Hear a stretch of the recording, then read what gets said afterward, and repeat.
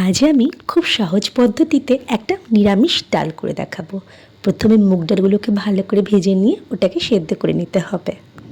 তারপর ডুমো ডুমো করে কেটে রাখা কিছু আলু বেশ ভালো করে তেলের মধ্যে নুন হলুদ দিয়ে ভেজে নিতে হবে।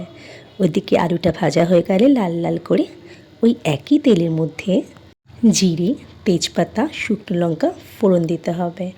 এরপরে একটু আদা বাটা দিয়ে ভালো করে কষিয়ে নিতে হবে। তার মধ্যে একটু নুন হলুদ দিতে হবে স্বাদ মতো, আর ধনের গুঁড়ো, জিরের গুঁড়ো দিয়ে ভালো করে কষিয়ে নিতে হবে। এরপর ভাজা আলুটা দিয়ে আবার ভালো করে কষিয়ে নিতে হবে।